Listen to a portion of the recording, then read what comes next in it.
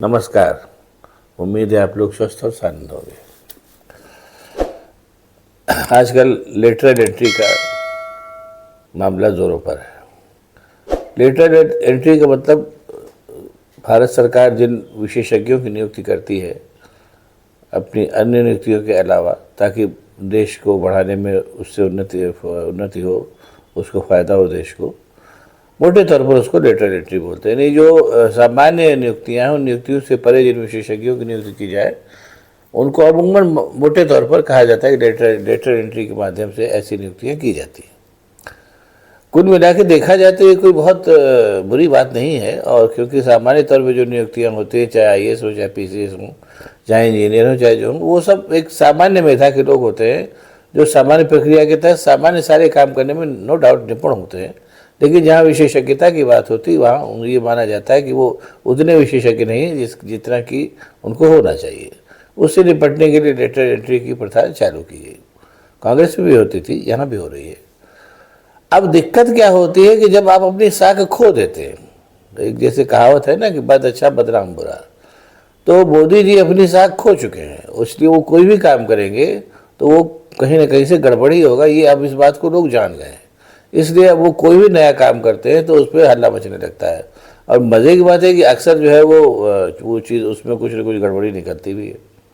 अभी जैसे lateral entry में भी यही बात हुई कि अभी उन्होंने जो 41-42 भर्तियाँ करनी चाहिए, तो जाहिर सी बात है कि जब जो बल्क में भर्तियाँ हो रही हैं तो जाहिर सी बात है फिर उसमें नौकरियों के बाकी नियमों का भी पालन करना होगा। पिछड़ों को आरक्षण दीजिए, ये सब करिए, वो नहीं किया उन्होंने।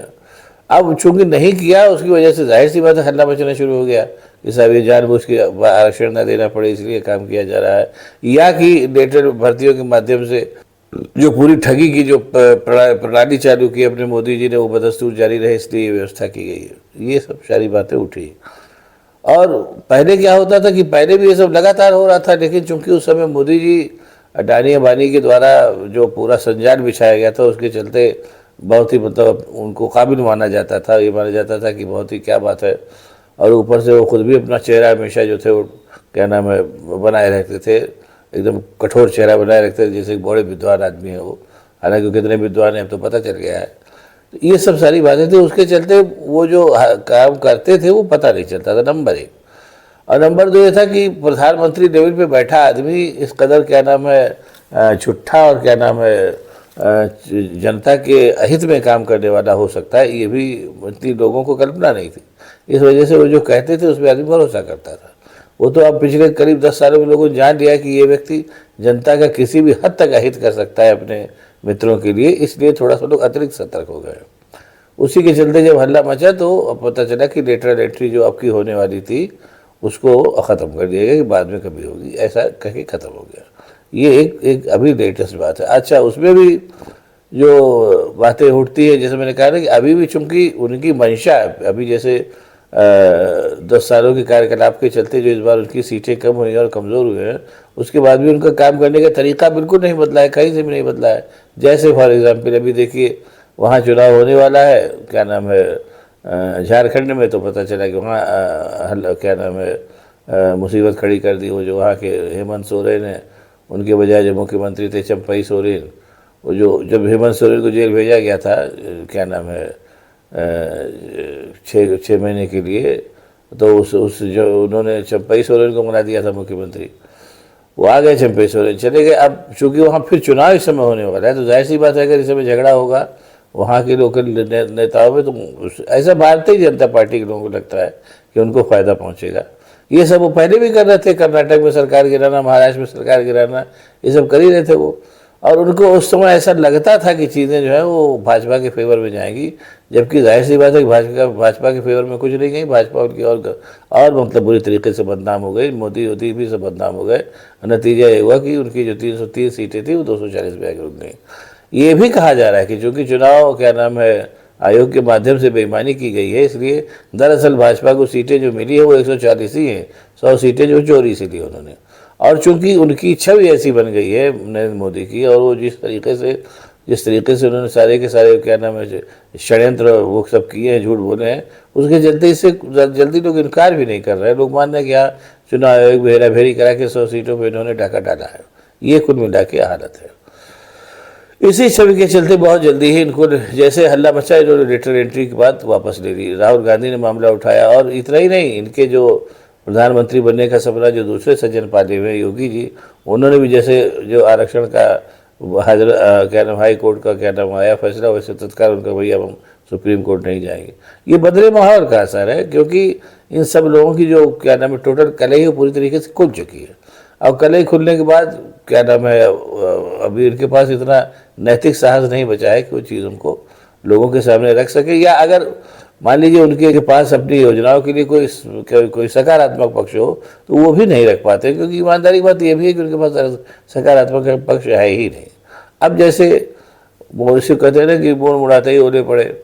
अब ये लेटर एंट्री के बहाने इनको लेके आए थे आपके क्या नाम उनको जो सेवी की चीफ है क्या नाम है अभी जो जिनके माध्यम से सब पूरा हुआ है कि अडानी अंबानी की जो रक्षा के लिए लाई गई सेबी चीफ महोदया, तो पता चला कि जो वो उनका खुद ही पैसा उस फंड में लगा हुआ था। और ये सेबी चीफ महोदया है जो ये भी क्या नाम लेटर एंट्री के माध्यम से ही लाई गई थी, क्या नाम है प्राइवेट कंपनियों के माध्यम से उनको लाके सेबी का चीफ बनाया गया था। और सेबी के चीफ बनते ही उन्होंने अपनी हरकत दिखा दी। अब ये भी कहा जा रहा है कि इनको सेबी के चीफ बनाया ही इसीलिए गया था बुश महोदया को कि क्या नाम है ये सारी चीज़ों के ऊपर पानी डाल दें। ये सब तमाम बातें कही जा रही।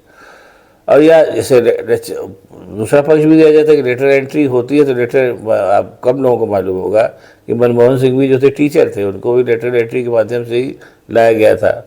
और वो देखिए कितने बड़े आदमी निकले। या आपके क्या नाम है जब वो करना था क्या नाम है राजीव गांधी के ज़माने में टेलीफोन का संचार फैलाना था, तो ये सैम पित्रोदा को भी लेटर एंट्री के माध्यम से लाया गया था। उन्होंने देखिए कितना बड़ा संचार फैला दिया। या जब आधार कार्ड का पूरा वो बनाना था तो नंदन नीलकेणी को लाया गया था, वो उन्होंने अपना काम किया अपने रास्ते का, कितना बढ़िया काम हो।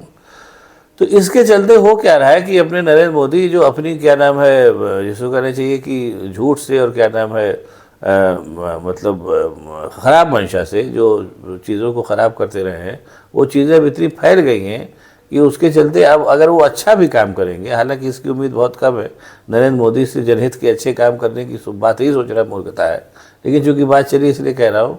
इसलिए इसके चलते समझ मान के चलिए कि अब जनता जो अतिरिक्त सतर्क हो गई है, क्योंकि जनता ने तो एक तरीके से अपना फैसला सुना ही दिया था।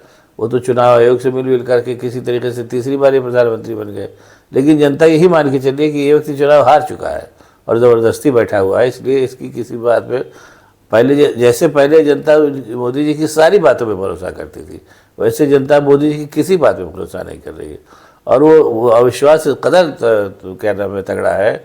इसी के चलते जो कुछ भी नया करते हैं और जहाँ उसके खिलाफ हल्ला शुरू होता है तुरंत अपने फैसले से पलट जाते हैं। उनको लगता होगा मोदी एंड कंपनी को कि अगर हम फैसले से नहीं पलटे तो फिर पुरानी जांच भी शुरू हो जाएगी। जैसे जिस तरीके से लेटर एंट्री के 50-51 लोग पहले भर्ती कर चुके हैं नरेंद्र मोदी, अगर उनके विपक्ष उतना असहाय तो रहा नहीं। वो पता चला कि उन लोगों के जड़ खगोलने लगेगा तो पता चला उसमें अभी नरेंद्र मोदी जी के तीसरे कार्यकाल के रहते ही तमाम चोरी जो है सामने उजागर हो जाएगी, जो अब धीरे धीरे होने लगी है। बुश साहिबा का मामला ऐसे ही उजागर हुआ।